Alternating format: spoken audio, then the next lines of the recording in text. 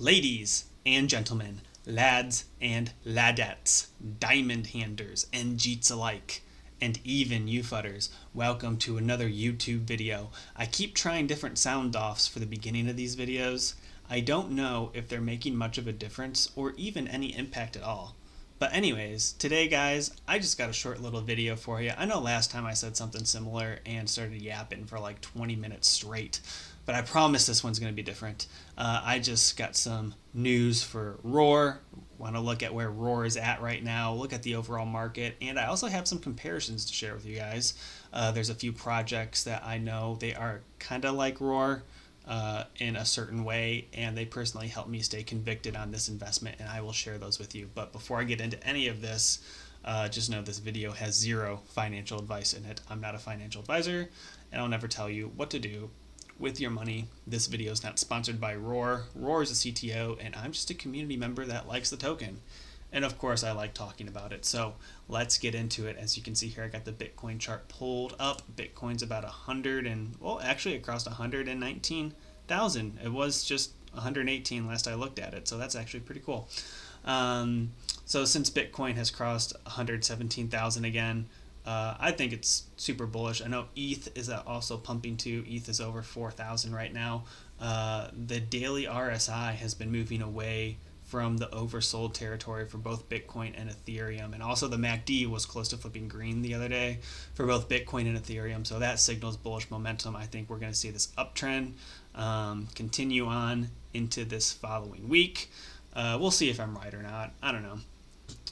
I'm about right. I think I may be right more than Jim Cramer, but I mean, that's not really saying anything. Moving on, news guys. AMC, they're about to release their Q2 earnings report. They release it tomorrow. There's a lot of speculation that AMC is going to do really well. And why that matters is because AMC is in that Wall Street bets category of what they call meme stocks, quote unquote. I've never been able to have someone tell me what's the difference between a meme stock and an actual stock, because they're all just stocks. But anyways, why this is important, because Roar is a GME themed token. So if AMC does really well, we might see a small pump on Roar. So I'll be looking for that. Also, GME, there's a lot of speculation on GME. As you can see, this guy here, Ignatius Van Zyl, he posted, I think there's a really good chance that the price may turn around tomorrow in the indicated trapezoid. It turned around before at exactly this level. Not advice, just my opinion. A lot of people think, I guess where GME is at historically has had a turnaround at some point, so that's sparking speculation. Also, I want to share this post from this GHTA guy. Mainly just the end of it here. I won't read the whole thing, but he says, based on his calculations, he can calculate the total downtrend volume of 85 days to the 22nd of August. And then he thinks GME will flip and will start counting upward volume. And he says that he could hit the ceiling on the stock around the 29th of October. So between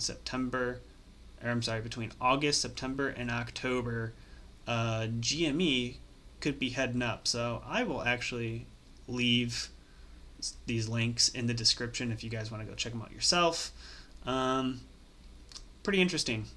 And of course, if GME does well, Roar is also going to do well, because Roar has a history of pumping with GME just because it's a GME themed meme coin.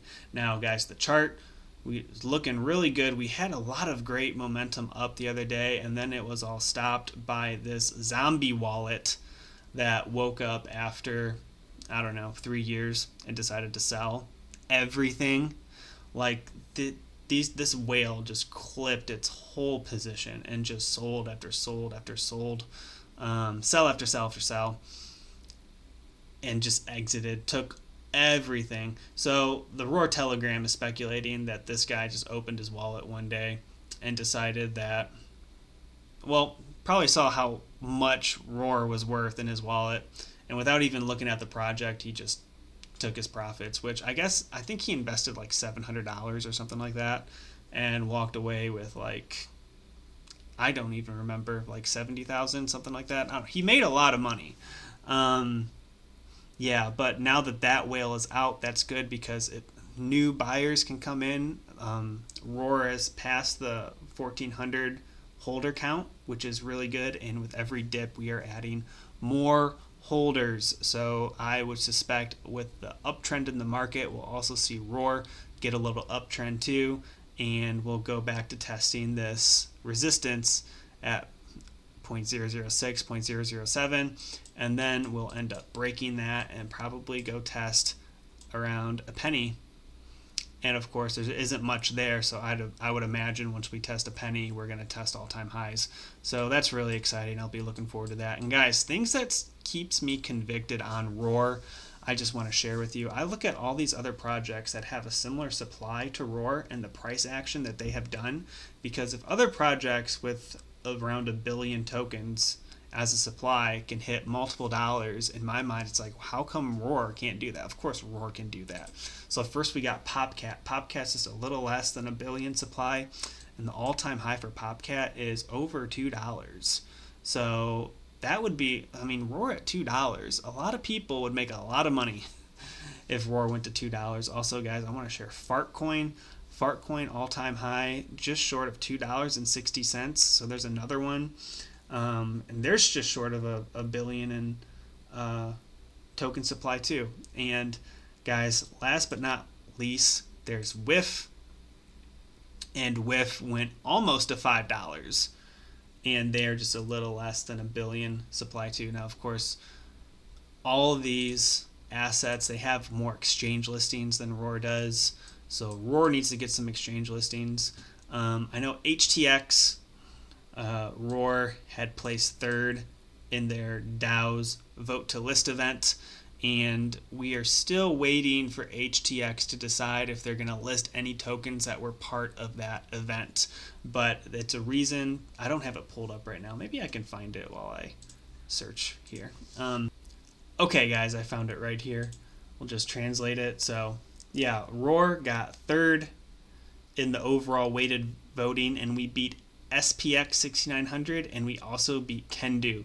So this is super bullish for the project, being third on this, and an HTX listing would propel the price of Roar to, well, it would blast into the stratosphere, to say the least, just because of the amount of volume that HTX does. HTX is a top 10 exchange, so this is really good. We're on the radar of a lot of different exchanges.